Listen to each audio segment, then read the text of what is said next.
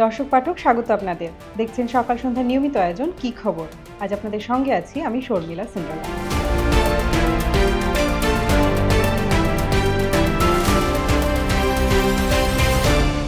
গত 5 আগস্ট সরকার পতনের পর অনেকের মনে প্রশ্ন ছিল বিএনপির চেয়ারপারসন খালেদা জিয়াকে কখন চিকিৎসার জন্য দেশের বাইরে নেওয়া হবে। কারণ তার আগে বিএনপির পক্ষ থেকে বারবার বলা হচ্ছিল কারাদণ্ডপ্রাপ্ত সাবেক এই প্রধানমন্ত্রীর উন্নত চিকিৎসা দরকার।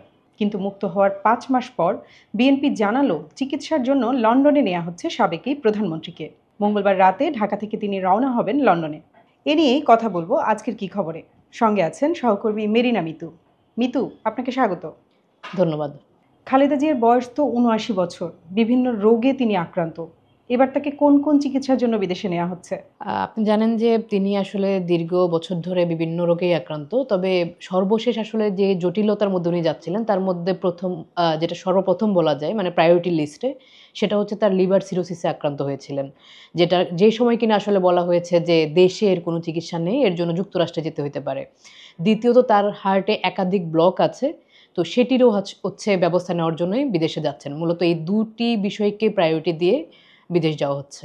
আচ্ছা, প্রথমে শোনা গিয়েছিল যে যুক্তরাষ্ট্রে হবে তার চিকিৎসা, এখন লন্ডনে নেওয়া হচ্ছে তাকে। সেখানে কোথায় তার চিকিৎসা হবে? এরপর কি তাকে আবার যুক্তরাষ্ট্রে নেওয়া হবে? উনি আগামীকাল রাত 10টার ফ্লাইটে, কাতারের একটি বিশেষ ফ্লাইটে এয়ার অ্যাম্বুলেন্সে করে উনি হচ্ছেন লন্ডনে যাচ্ছেন। সেখানে গিয়ে সর্বপ্রথম উনি লন্ডন ক্লিনিকে ভর্তি হবেন। পরবর্তীতে আজকে যেমন আমরা দেখেছি যে তার যে ব্যক্তিগত চিকিৎসক এবং দলের স্থায়ী কমিটির সদস্য এজেডএম জাহিদ হোসেন, তিনি জানিয়েছেন যে যদি পরবর্তীতে প্রয়োজন হয় লন্ডন ক্লিনিক থেকে যদি বলা হয় যে তাদের ওখানে সেই ধরনের ব্যবস্থা নেই, যেটা কিনা যুক্তরাষ্ট্রে জন হপকিন্স ইউনিভার্সিটির যে হাসপাতাল রয়েছে সেখানে আছে, সেক্ষেত্রে বিবেচনা করে তাকে যুক্তরাষ্ট্রে নেওয়া হতে পারে আর কি। তবে প্রাথমিকভাবে তিনি লন্ডন ক্লিনিকেই ভর্তি হবেন, সেখানে চিকিৎসা শুরু করবেন। আচ্ছা, খালেদা জিয়াকে তো নেওয়া হচ্ছে এয়ার অ্যাম্বুলেন্সে। এই এয়ার অ্যাম্বুলেন্সের ব্যবস্থা কিভাবে হলো? দীর্ঘদিন যাবৎ আসলে তার বিদেশে যা চিকিৎসার যে কথাটি আসতেছিল তার সেটা কিন্তু অনেক বছর আগে থেকেই আসতেছিল, যেখানে তখন কিনা সর্বশেষ শেখ হাসিনা ক্ষমতায় ছিলেন। বারবার আবেদন করা সত্ত্বেও কিন্তু সেটি তারা আসলে বাতিল করে দেয়। পরবর্তীতে যখন ৫ আগস্টের পরে খালেদা জিয়াকে বিদেশ যাওয়ার জন্য প্রস্তুতি নেওয়া হয়, তখন কিন্তু একটি বিশেষ কন্ডিশন সামনে আসে। সেটি হচ্ছে যে খালেদা জিয়ার শারীরিক অবস্থা অনুযায়ী তার একটি এয়ার অ্যাম্বুলেন্সের প্রয়োজন। আদারওয়াইজ উনি হচ্ছেন ফ্লাই করতে পারবেন না কিংবা বিদেশে যেতে পারবেন না। সেই ক্ষেত্রে আসলে এয়ার অ্যাম্বুলেন্সটা রেডি হওয়ার আগ পর্যন্ত তারা অপেক্ষা করছিলেন। কাতারের আমির যখন শুনলেন তার অসুস্থতার কথা এবং এই এয়ার অ্যাম্বুলেন্সের কথা, তখন তিনি আসলে নিজে থেকে এয়ার অ্যাম্বুলেন্স দেওয়ার প্রস্তাব দেন এবং আগামীকাল যেই উনি যাচ্ছেন যে এয়ার অ্যাম্বুলেন্সে করে, সেটি আসলে কাতারের আমিরের পাঠানো এয়ার অ্যাম্বুলেন্সটি। চিকিৎসা শেষে খালেদা জিয়া কখন দেশে ফিরবেন সে বিষয়ে কি বিএনপি কোনো ধারণা দিয়েছে? বা তিনি না থাকার সময় দল কিভাবে চলবে সে বিষয়ে কি তিনি কোনো বার্তা দিয়ে যাচ্ছেন?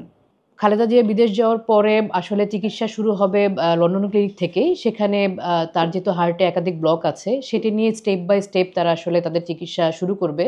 দ্বিতীয়ত তার যে আরেকটি প্রায়োরিটি যে চিকিৎসা রয়েছে সেটি হচ্ছে তার লিভার প্রতিস্থাপন করা। আমাদের তার ব্যক্তিগত চিকিৎসক আসলে জানিয়েছেন যে লিভার প্রতিস্থাপন করার পরেও কয়েক মাস সময় লাগবে আসলে তার সুস্থ হতে। তবে আসলে সেই মাসটা কয়েক মাস বলতে সেটা কতদিন সেটা আসলে তিনি নিশ্চিত নন এবং সে সম্পর্কে তিনি কোনো স্পষ্ট ধারণাও দিতে পারেননি। শুধুমাত্র তার ব্যক্তিগত চিকিৎসক নয়, বিএনপি মহাসচিব এবং দলের অন্যান্য নেতারাও কিন্তু এই বিষয়ে কোনো ধারণা দিতে পারেনি। তবে এইটুকু তারা বলেছে যে পরবর্তীতে তিনি হয়তো তার ছেলের সাথে কিছু সময় পার করবেন এবং সামনে সম্ভবত তার শারীরিক অবস্থার সেই রকম ধারণ ক্ষমতা থাকলে তিনি হয়তোবা সৌদি আরবে উমরা পালন করে তারপরেই দেশে ফিরবেন। তবে টাইমলাইন সম্পর্কে কারোর কাছ থেকে কোনো ধরনের তথ্য পাওয়া যায়নি। আর তার অনুপস্থিতিতে আসলে দল কিভাবে চলবে এই বিষয়ে আসলে কোনো আনুষ্ঠানিকভাবে কোনো ধরনের ব্যাখ্যা তারা দেয়নি।